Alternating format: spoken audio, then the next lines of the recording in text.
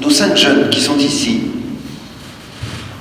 ont fait tout un chemin pour préparer leur confirmation. Un très beau chemin. Ils m'ont raconté l'expérience vécue de ce petit groupe qui a permis à chacun de se repositionner, de faire le point et puis de prendre une décision dans le Seigneur. Alors, je ne sais pas si vous êtes au courant qu'ils m'ont écrit une lettre et que j'ai beaucoup appréciée. J'ai été touché, heureux de lire et de répondre aussi. Et je me permets du coup d'évoquer quelques propos que j'ai reçus dans ces lettres, en particulier sur la question pourquoi je demande la confirmation, puisque chacun en fait m'a expliqué pourquoi il demandait la confirmation. Alors je cite un premier témoignage.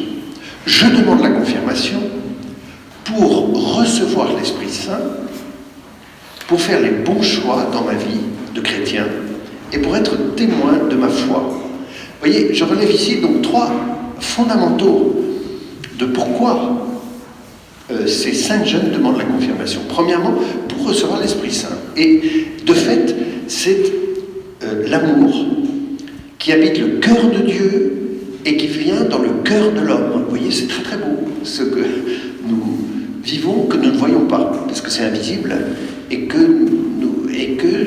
nos 5 jeunes expérimentent aujourd'hui. Deuxièmement, vous avez entendu, je veux faire des bons choix. Et on sait très bien, à l'adolescence, on fait des choix. Il y a des moments où on fait des choix, on est très enthousiaste de faire des choix, il y a des moments où on tremble. Et puis il y a des moments où on fait des erreurs. Vous le savez tous, les adultes. Voilà. Eh bien, nous prions pour eux, pour qu'ils puissent en ce moment faire des bons choix. Des choix qui sont constructifs dans l'existence. Et puis troisièmement, vous voyez, être témoin. Donc aujourd'hui, ils portent l'écharpe rouge, c'est une forme de témoignage. Rouge, c'est la couleur de l'ardeur, la couleur du feu, la couleur de l'Esprit Saint. Alors, un deuxième témoignage qui pose la question, peut-on être chrétien sans pour autant expérimenter des doutes, des remises en question, des hésitations? Alors je lis.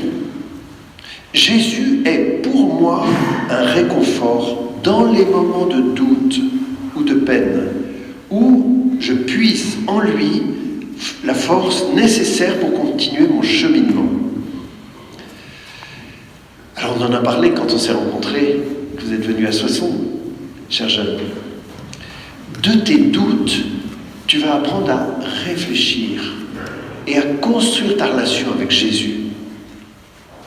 Ne lâche jamais la main de Jésus, c'est ça le secret, à travers les doutes. Ne lâche jamais la main de Jésus. Ne te dis pas que tu vas te débrouiller tout seul. Non, non, toujours avec lui. Toujours main dans la main avec Jésus. Alors justement, qui est Jésus? Et ce sera un troisième témoignage autour de la Bible. L'importance d'avoir chez soi une Bible, mais pas seulement fermée dans la bibliothèque. Non, une Bible qu'on ouvre. Alors écoutez ce que je lis ici. Je me suis récemment acheté une Bible. Et j'ai commencé à lire des passages d'Évangile, celui de Marc.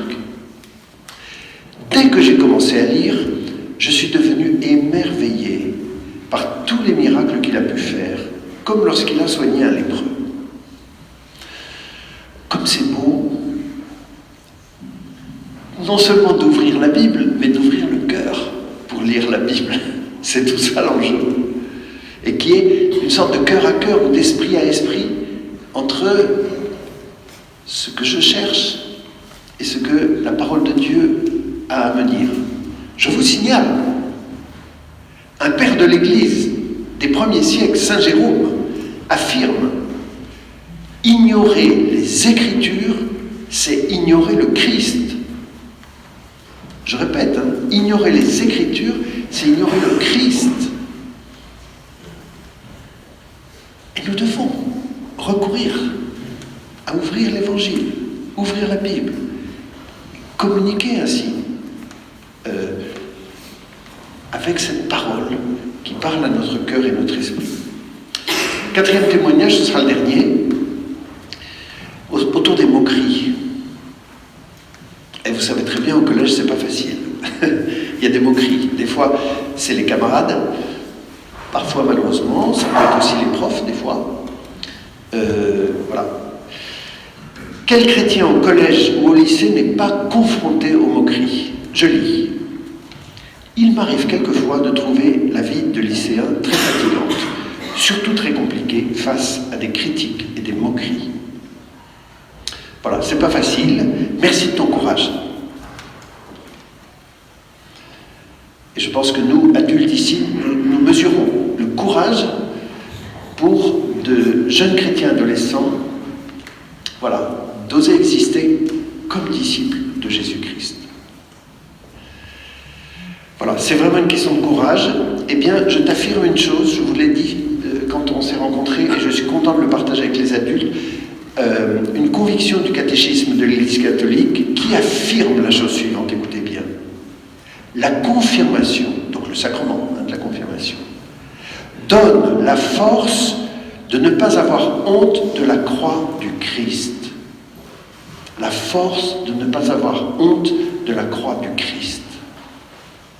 On le sent tout particulièrement au moment où on est précisément sous le feu d'une moquerie ou d'une injure. Surtout en plus si ça semble injuste, injustifié. Voilà. La force de ne pas avoir honte de la croix de Jésus au moment où elle est sur mon chemin. Voilà, vous êtes venus recevoir aujourd'hui une force, l'onction du Seigneur. Et le Seigneur va venir habiter en vous. Alors, certains d'entre vous, vous m'avez parlé de la messe, et je voudrais m'adresser aux parents, ici maintenant. Voilà, pour certains, le dimanche, c'est le rendez-vous du Seigneur, la messe. Pour d'autres, c'est pas encore en place. Et je m'adresse à vous, chers parents. Regardez comme on peut perdre son âme quand on oublie Dieu. Votre vie professionnelle, chers parents, vous demande de l'énergie. Où la puisez-vous, cette énergie? Vos responsabilités familiales vous demandent de l'énergie. Où la puisez-vous, cette énergie? Je vous le demande, chers parents, réservez le dimanche matin pour venir à la messe. Votre âme en a besoin et votre famille en a besoin. Alors, cher confirmant, tu es en train d'entrer dans la maturité du disciple. Et je voudrais te proposer 5 actions. 5 actions. Première action. Première action, que Jésus soit ton ami. C'est-à-dire une amitié. Une amitié avec Jésus. Ça veut dire, Jésus, ma vie t'appartient, ta vie m'appartient, et entre nous deux, c'est un échange. Et comment faire pour renouveler cette amitié chaque jour? Fais en sorte le soir, avant de te coucher, prends le temps d'un Notre Père et d'un Je vous salue Marie. Et je te promets, celui qui chaque soir de sa vie prend le temps d'un Notre Père ou d'un Je vous salue Marie, le Seigneur l'empêche de faire de graves bêtises. Deuxième action. Deuxième action, chasse toute inquiétude de ton cœur, toute anxiété, toute angoisse. Et certains parmi vous, vous me direz, moi j'aimerais bien franchement chasser toute inquiétude, mais je connais des difficultés scolaires et ça me stresse. Ou peut-être d'autres, c'est par rapport à votre famille. Vous me diriez, j'aimerais bien que la famille ce soit l'harmonie et l'entente. Et puis on se dispute et on se dit des choses pas belles. Et ça te fragilise. Alors je voudrais te dire, il t'appartient de mettre ta confiance en Jésus vivant. Et tu vois, dans la vie, certains se laissent toujours submerger par les difficultés ou par les obstacles qui semblent insurmontables. Mais d'autres, en mettant leur confiance en Jésus vivant, ils traversent les obstacles. debout. Troisième action. Quel sera ton avenir? Prêtre, je vois des garçons, religieuse, mariée. Tu ne le sais pas encore aujourd'hui, tu es trop jeune pour décider, mais pas trop jeune pour réfléchir. Alors je t'invite, cultive dans ton cœur l'estime pour les prêtres et pour les sacrements de l'Église. Même si je sais bien, aujourd'hui, on dit aussi qu'il y a des prêtres qui ont fauté. Cultive dans ton cœur l'estime pour les religieuses. Et puis pour toutes les femmes qui se consacrent au service des jeunes, au service des pauvres, au service des malades. Et puis cultive dans ton cœur l'estime pour le mariage. Je ne dis pas pour la fête du jour du mariage, je dis pour l'amour entre un homme et une femme pour toujours, fidèle. Autrement dit, habille ton cœur d'estime et tu seras plus libre quand ce sera ton heure pour faire ton choix. Voici venu le moment de la célébration du sacrement de la confirmation. En venant dans le cœur des jeunes, l'Esprit Saint leur redit qu'ils sont aimés de Dieu. Il renouvellera en eux ses dons pour les guider et les soutenir dans leur engagement à poser des gestes de bonté comme Jésus. Maëlle, Clara, Vicky, Maxime, Gabriel,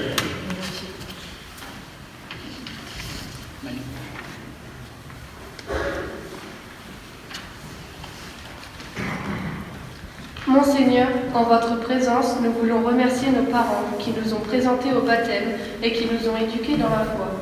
Nous remercions nos catéchistes et notre curé qui nous ont préparés à cette fête de l'Esprit Saint. Maintenant, nous voulons prendre en main notre vie de baptisés et nous engager dans une communauté chrétienne. Voilà pourquoi nous vous demandons, Monseigneur, de bien vouloir nous donner le sacrement de la confirmation.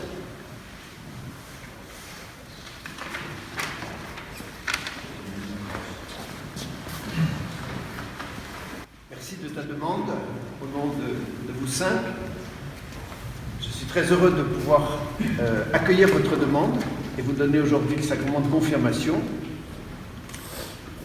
Je vais vous demander d'abord de vous impliquer, d'exprimer votre adhésion dans la foi de l'Église, la profession de foi, le credo. Et comme tu l'as dit, tu as remercié vos parents, et moi aussi, je dis merci aux parents qui ont pris la décision de baptiser leur enfant à la naissance. Je vous dis merci. Vous avez fait le plus beau cadeau à votre enfant et vous avez fait ce que l'Église vous demande. Merci, et j'invite tous les parents à offrir le sacrement du baptême dès la naissance à leur enfant. Voilà, je vais vous poser plusieurs questions maintenant.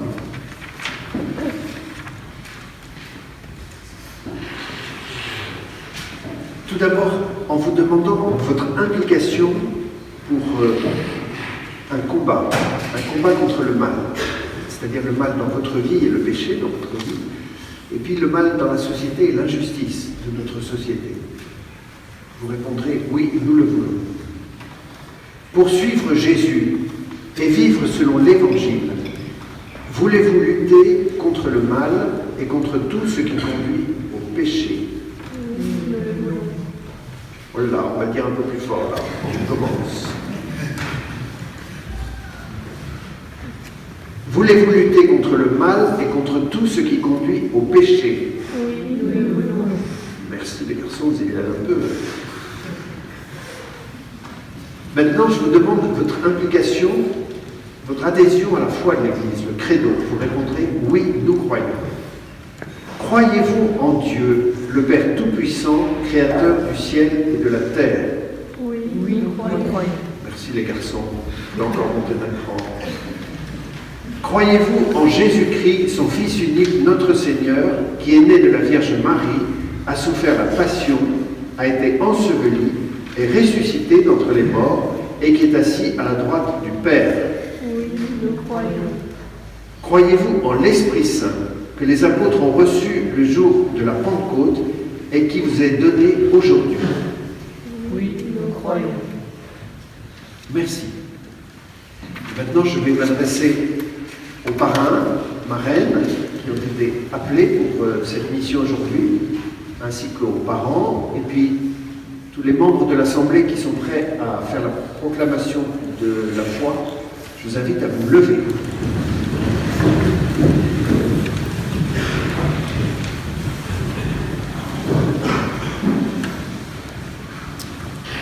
Nous allons maintenant exprimer la profession de foi de l'Église.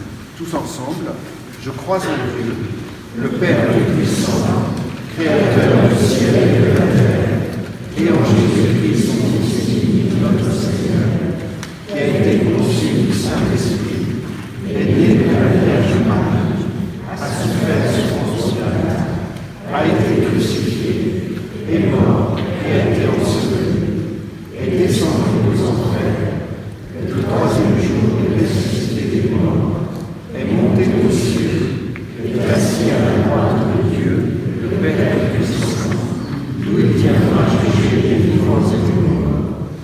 Je crois en l'Esprit Saint, à la Sainte Église catholique, à la communion des saints, à la rémission des péchés, à la résurrection de la chair, à la vie éternelle. Amen. Dans quelques instants, nous allons vivre les deux rites de la confirmation, c'est-à-dire l'imposition des mains d'abord et ensuite l'onction avec l'huile sainte, le Saint-Crème. Mais tout d'abord, nous allons maintenant appeler l'Esprit Saint. Appeler l'Esprit Saint dans notre Église, dans notre assemblée et dans le cœur des jeunes. Nous allons l'appeler en lui demandant « Viens, Esprit Saint ». Et nous allons ainsi chanter.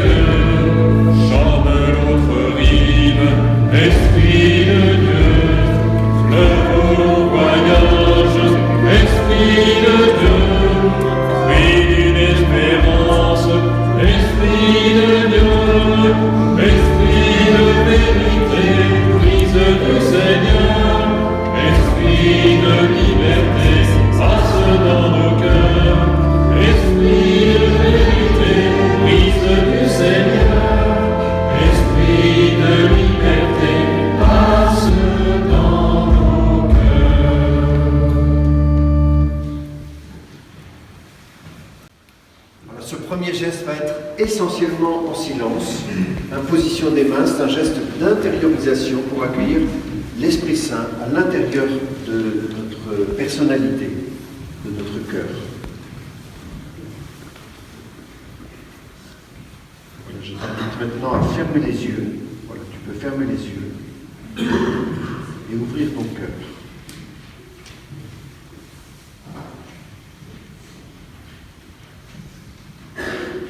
L'Esprit Saint vient fortifier leur foi en Jésus vivant.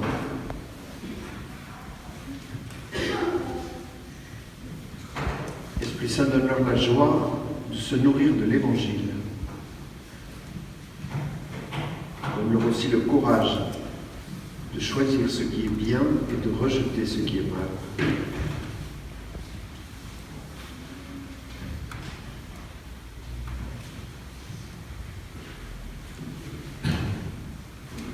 Dieu très beau, Père de Jésus le Christ, notre Seigneur, regarde ces baptisés sur qui nous imposons les mains.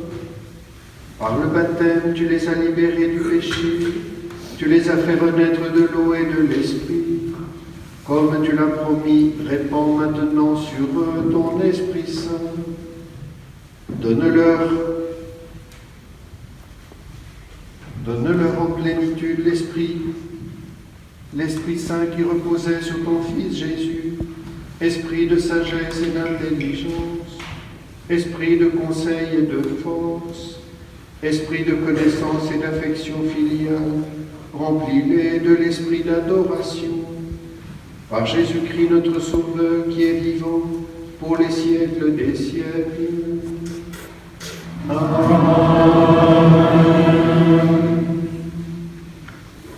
Tu peux ouvrir les yeux. Et maintenant, nous allons faire le deuxième geste. Donc pour cela, je crois que vous allez repartir. Voilà, vous allez repartir derrière et les parrains et marraines, vous allez les rejoindre en posant la main sur l'épaule et en me disant clairement le nom de Dieu, confirmant.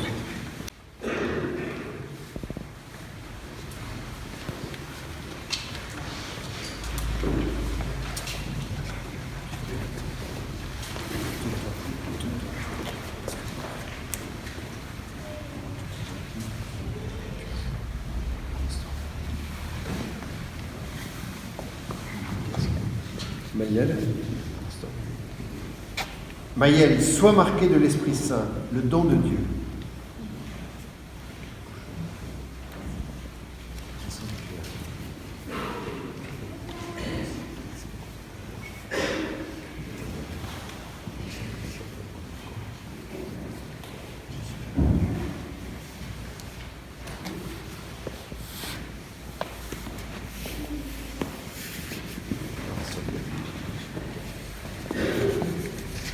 Vicky, sois marqué de l'Esprit Saint, le don de Dieu.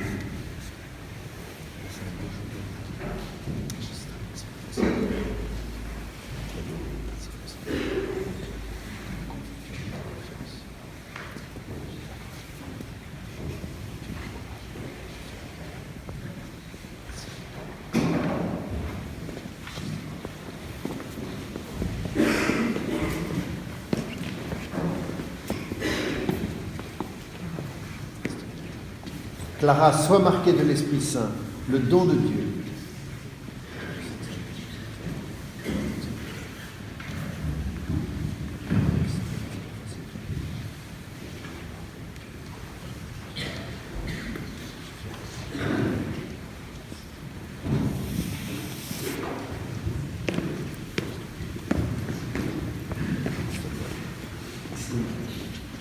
Maxime, sois marqué de l'Esprit Saint, le don de Dieu.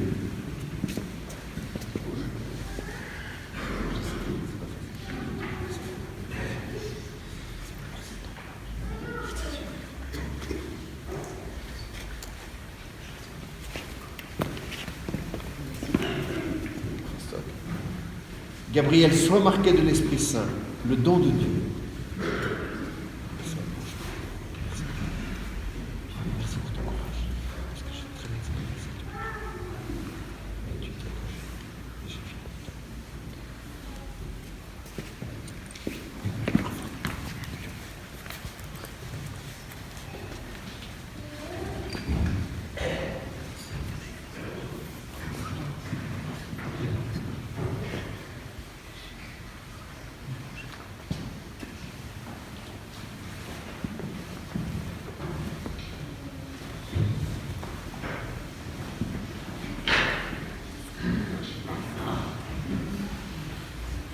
Voilà, l'Esprit Saint est venu parmi nous, l'Esprit Saint est venu en vous. Quelle joie et quelle merveille. Je propose qu'on remercie tout de suite. Nous allons chanter ensemble. Magnificat, Magnificat, Magnificat, anima mea Dominum, Magnificat, Magnificat, Magnificat, anima mea. On reprend. Magnificat, Magnificat, Magnificat, anima mea Dominum, Magnificat, Magnificat, Magnificat, anima mea. Notre prière se poursuit. Nous allons maintenant adresser à Dieu des vœux et des intentions qui ont été préparés.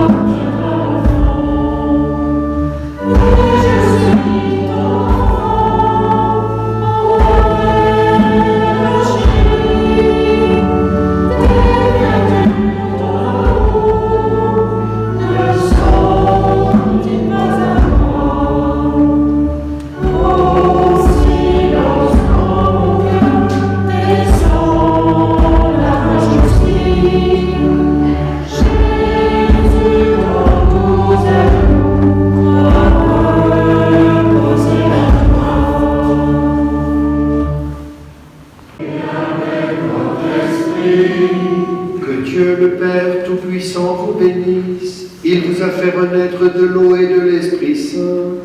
Il a fait de vous ses enfants d'adoption, qu'il vous garde fidèles à son amour de Père. Amen. Que son Fils unique vous bénisse. Il a promis que l'Esprit de vérité demeurerait dans l'Église, qu'il vous rende plus fort pour proclamer la vraie foi. Amen. Que l'Esprit Saint vous bénisse. Il a allumé le feu de la charité dans le cœur des disciples, qu'il vous rassemble dans l'unité et fasse que vous parveniez sans trébucher à la joie du royaume de Dieu.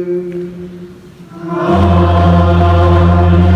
Que Dieu Tout-Puissant vous bénisse, le Père, le Fils et le Saint-Esprit.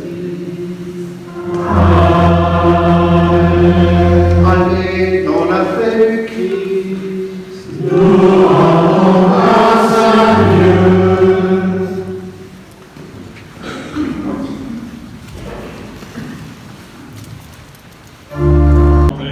Ton amour, Seigneur, chaque instant de ma vie.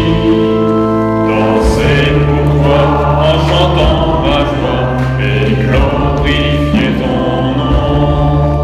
Je veux chanter ton amour, Seigneur, chaque instant de ma vie. Danser pour toi en chantant ma joie et glorifier ton nom. Ton amour pour nous est plus fort que tout, et tu veux nous donner la vie. Nous embrasser par ton esprit. Gloire à toi, je veux chanter ton amour, Seigneur, chaque instant de ma vie. Danser pour toi en chantant ma joie et glorifier ton nom. Oui, tu es mon Dieu, tu es mon Seigneur, toi seul est mon libérateur, le rocher sur qui je m'appuie. Gloire à toi, je veux chanter ton amour, Seigneur, chaque instant de ma vie. Danser pour toi en chantant ma joie et glorifier ton nom. Car tu es fidèle, tu es toujours là, tout près de tous ceux qui te cherchent. Tu réponds